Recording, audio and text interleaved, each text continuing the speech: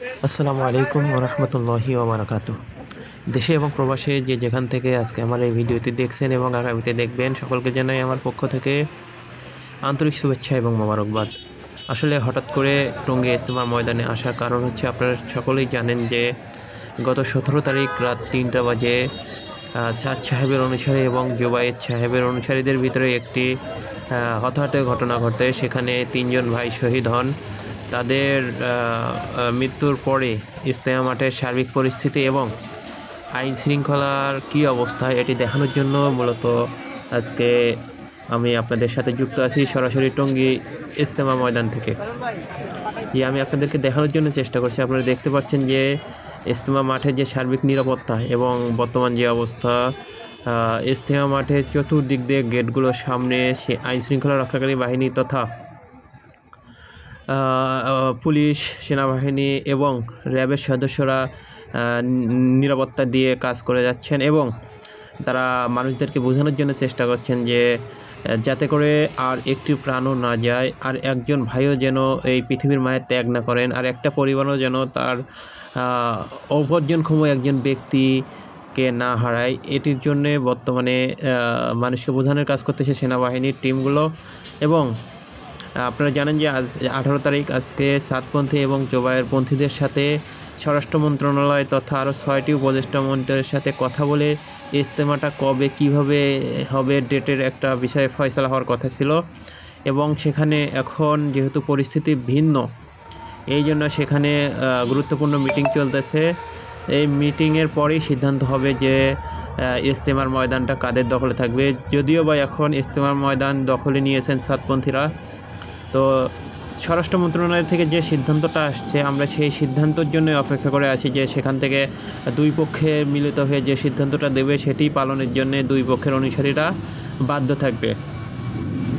এই জন্যই মূলত আপনাদেরকে দেখানোর জন্য যে কী অবস্থা বর্তমানে আইন শৃঙ্খলার। এবং আপনারা দেখতে পাচ্ছেন যে সেনাবাহিনীর সাঁজোয়া যান, পুলিশের সাঁজোয়া যান সহ ট্যাঙ্ক সহ বিভিন্ন প্রকার নিরাপত্তার জন্য যে সমস্ত যানগুলোর প্রয়োজন সবগুলোই নিয়ে আইন শৃঙ্খলা রক্ষাকারী বাহিনী তারা প্রস্তুত আছেন, যাতে করে আর বিশৃঙ্খল কোনো পরিস্থিতির সম্মুখীন হতে না হয়।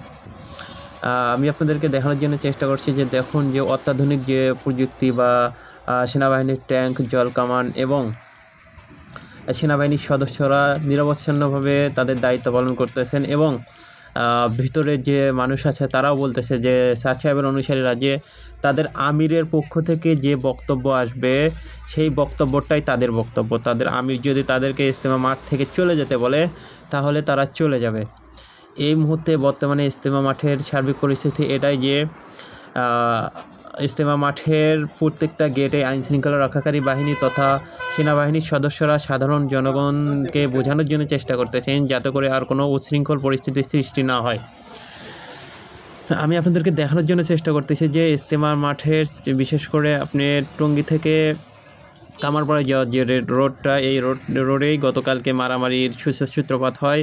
এই রোডটা বর্তমানে ক্লিয়ার রয়েছে আলহামদুলিল্লাহ, এবং জনসাধারণের জন্য চলাচলের জন্য উন্মুক্ত করে দেওয়া হয়েছে। যদিও বা কামারপাড়া থেকে টঙ্গীর দিকে আসার ক্ষেত্রে বাধার সম্মুখীন হতে হয় এবং বড় যান চলাচলের জন্য ব্যারিকেড দিয়ে রাখা হয়েছে যেন কোনো বড় গাড়ি ঢুকতে না পারে। সিদ্ধান্তর পরেই সেগুলো খুলে দেওয়া হবে। তো আপনাদেরকে দেখানোর জন্য চেষ্টা করছি। এবং ইতিমধ্যেই একটি খুশির সংবাদ হচ্ছে, স্বরাষ্ট্র মন্ত্রণালয় থেকে যে বিজ্ঞপ্তিটি জানানো হয়েছে যে পরবর্তী নির্দেশনা দেওয়ার আগ পর্যন্ত টঙ্গী ইজতেমার ময়দানে আশেপাশে কোনো সভা সমাবেশ এবং গণজমায়েত করা যাবে না।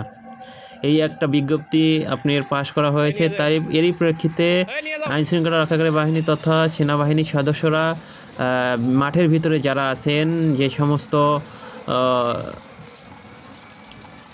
সাতপন্থী ভাইয়েরা যারা আছেন তাদেরকে বোঝাই দিলেন এবং তারা মাঠ থেকে বের হয়ে চলে যাচ্ছে। আমি আপনাদেরকে সেটা প্রথমের দিকে দেখাইলাম যে তারা মাঠ থেকে বের হয়ে তাদের যে নিজস্ব গন্তব্য সেই গন্তব্যের দিকে রওনা দিয়েছেন। আসলে মূল ঘটনাটা হচ্ছে, আপনারা জানেন যে আমাদের যে পতিত সরকার তারা বিভিন্ন সময় বিভিন্নভাবে বাংলাদেশের শান্তিপ্রিয় অবস্থানটা বিনষ্ট করার জন্য তারা বিভিন্ন রূপে বাংলাদেশে ঢোকার জন্য চেষ্টা করতেছিল। এরই একটি অংশবিশেষ হিসাবে তারা এই সাতপন্থীদেরকে ব্যবহার করে একটি তাদের শক্তি জানান দেওয়ার চেষ্টা করেছিল। যদিও বা আলহামদুলিল্লাহ হতাহতের সব পরিমাণটা কম হয়েছে, যদিও তারা আশানুরূপ ছিল যে আরও বেশি মানুষ মারবে। আমরা বিভিন্ন সোর্স থেকে সংবাদ পেয়েছি যে আপনারা দেখতে পারবেন যে আজকে আমি যে ভিডিওটা আপলোড করব 19 তারিখ, আওয়ামী লীগের যে ভেরিফাইড ফেসবুক পেজ সেখানে তারা পোস্ট করতেছে যে